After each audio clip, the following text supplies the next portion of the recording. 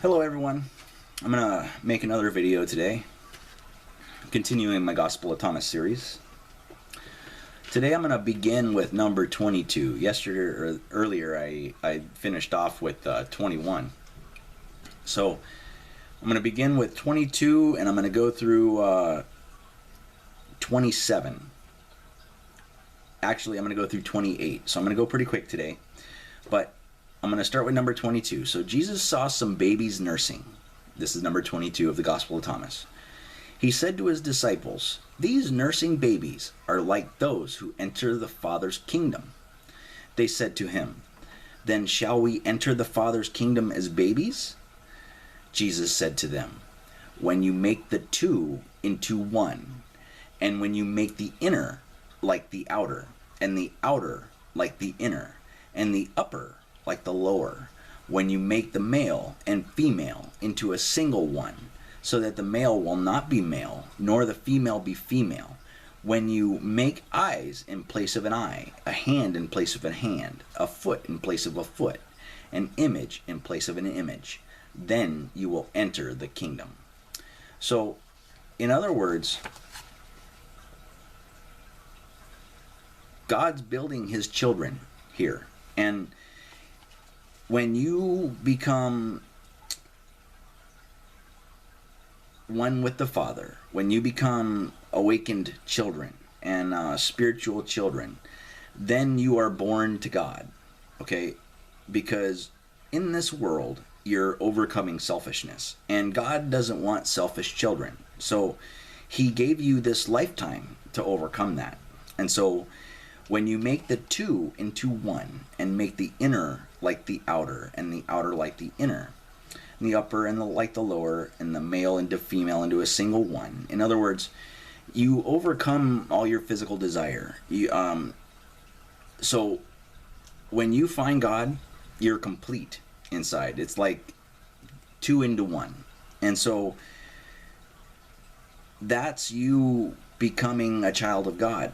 As long as you're lacking a female, or as long as you're lacking a male, if you're a female, then you're lacking in yourself. So once you find God, all of those needs kind of disappear.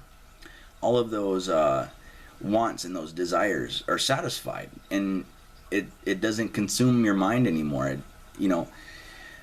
It's okay to appreciate beautiful things, but to desire that and to put every bit of your energy into trying to pursue that, then you're not pursuing your inner self. So you basically can only pursue one at a time. And so what's more important to you?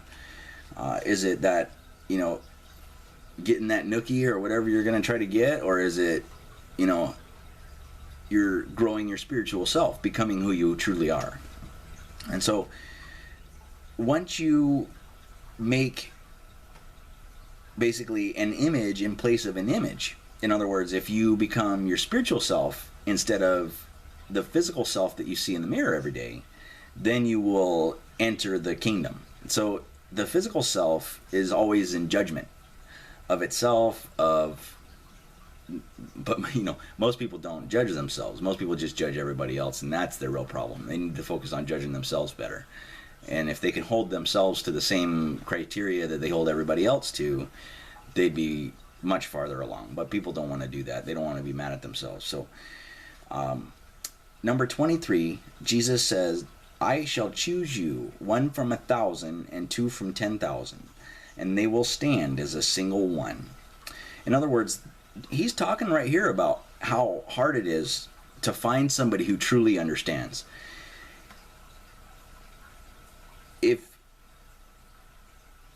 If you become enlightened and you become a true disciple of Christ, a true follower of Christ, and you choose to be chosen, truly choose, then that puts you so far apart from everyone else. And you don't want it to be that way. You want everybody to know what you know, because it makes you feel so much better inside to know the way, to know the truth.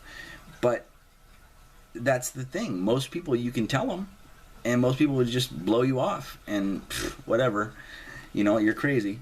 And because you really can't be told, because unless you're ready to see for yourself, even if they told you, it wouldn't really make that much sense. So number 24 says, his disciples said, show us the place where you are, for we must seek it. He said to them, anyone here with 2 ears had better listen. There is light within a person of light, and it shines on the whole world. If it does not shine, it is dark. So understand that when they say, show us the place where you are, for we must seek it. When I had my psychedelic experience, and I ate 5.7 grams, and I felt like I kind of had gone to heaven a bit. And I had kind of entered the bridal suite, I guess you could say. And it says that in the Gospel of Thomas, those who enter the bridal suite with the Father.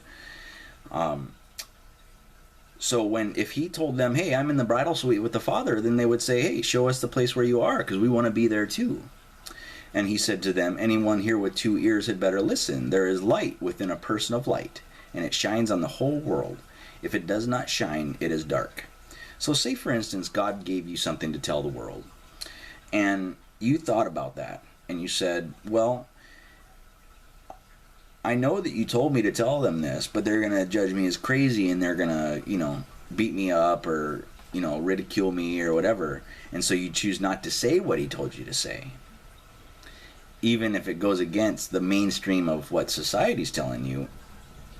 That's basically the confliction. So if you get this knowledge in your mind and you go, okay, God wants me to give this to the world, and if you choose not to because of your own mental defilements like ego and pride and your own self-image, then you're basically fighting God. And so if you have that light, that knowledge in you, if you're a person of knowledge, then you're supposed to share that with the whole world. And that's what it means to shine upon the whole world. If it does not shine, then you've made the choice to go against God. So I'm not going to make that choice. I'm going to tell you all day long that if you eat psychedelic mushrooms, you may encounter the end of what you perceive to be your life. But that's just the beginning. Because at that point, then you can truly find God. And then because the psychedelic experience, the psilocybe mushrooms are non-toxic.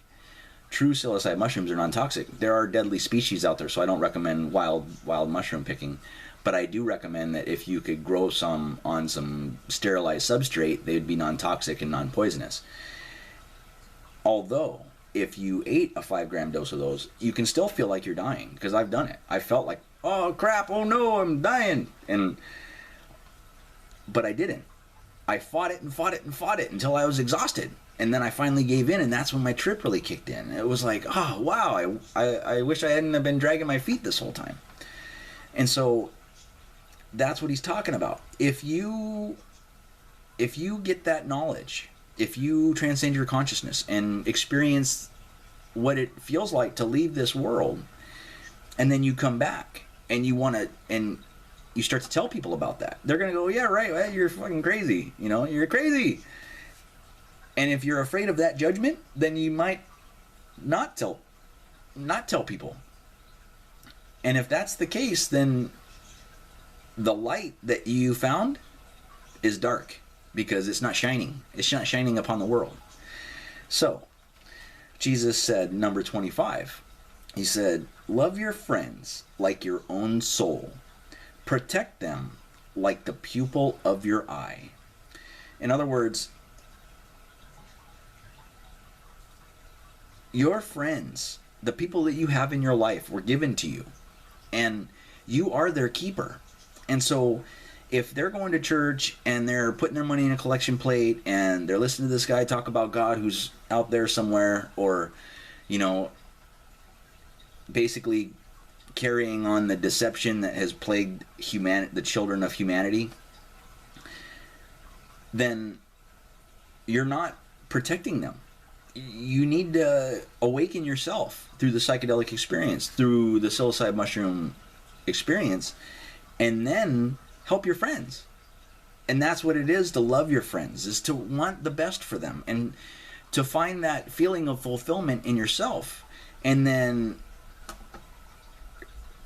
give that feeling to your friends, because that's what it is to care for someone, is to want the best for them and to want them to feel the best that they can feel. So number 26 said, Jesus said, you see the sliver in your friend's eye, but you don't see the timber in your own eye. When you take the timber out of your own eye, then you will see well enough to remove the sliver from your friend's eye. In other words, don't judge others until you first judge yourself. So once you know the way, then you can help correct your friends' misunderstandings. But those misunderstandings were taught to them. So you teach them, you provide to them examples of understanding, and then they gather from those examples and come to their own understanding, and then that's removing the sliver from their eye. So, but first he talks about removing the timber in your own eye. So therefore, that's very, very important. You must come to know the Father within yourself, and you must come to know Christ within yourself before you can help anybody else know Christ and know truth and know all of those things. You must know it for yourself first before you can help anybody else with it. So, number 27 says, if you do not fast from the world, you will not find the Father's kingdom. If you do not observe the Sabbath as a Sabbath, you will not see the Father. When I looked up the Sabbath on Google, I found that it was Saturday. It wasn't Sunday. And so when I eat psilocybin mushrooms, I eat it at about 9:30, 10 o'clock on Saturday night. And then I stay up all night long on Sunday in meditation. And I send everybody else to bed. I say, hey, go to bed. I'm going to stay up. And I'm going to think. I'm going to meditate. I'm going to focus my energy. I'm going to focus, on my connection with God, and see if I can do anything else as far as progression along this path. And when you achieve that state where you can do that, where you can, go back and forth with the Father, basically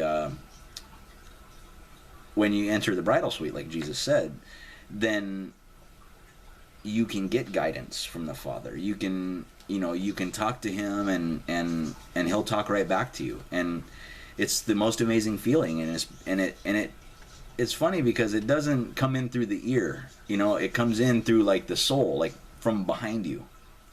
It's hard to explain, but it's awesome. And I never thought that I would ever experience it, but it's funny because I never thought I would be this way. I never thought that I would find God. I never thought, because of the corruptions of the church, I never thought that anybody would find it. I thought that it was a hoax, that, but it's not. It's real. And I found it through eating psychedelic mushrooms and through meditation.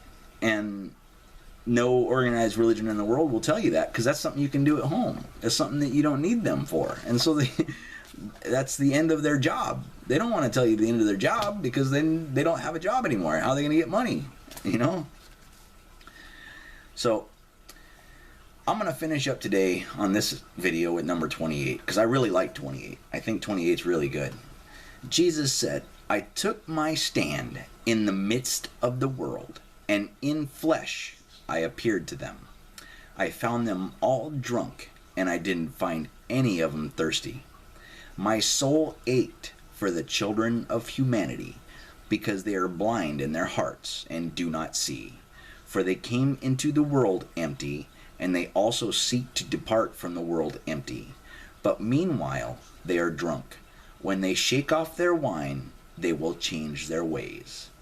So all I can really tell you is we're all drunk on worldly desire. And when he found us in the world, he wanted for us to find our way. And that's why his soul ached for us, because he wanted for us so badly. He loved us so much. But he knew that we could not see with our soul. He knew that we're blind because of the deceptions of the organized religions and the Pharisees and the Sadducees. And instead of overcoming those deceptions, we choose to cling to those deceptions because it's easy. It's easy to just be told what to do. It's easy to not have to think for yourself. But that's the opportunity that God gives you, is to learn how to think for yourself. And so if you choose not to think for yourself and you choose to just believe what everybody else believes, then that's you seeking to depart from the world empty. I can't explain to you any better than that. But meanwhile, they're drunk. When they shake off their wine, they will change their ways. When they shake off their worldly desire, you will become spiritual and you will find your way. It's so easy. It's so pure. It's awesome. I love the Gospel of Thomas. Jesus' knowledge was so simple and so pure that it's amazing. It blows me away. I get all goosebumpy when I read this because it's just awesome. So I wish you guys again the best of luck. Good luck. God bless.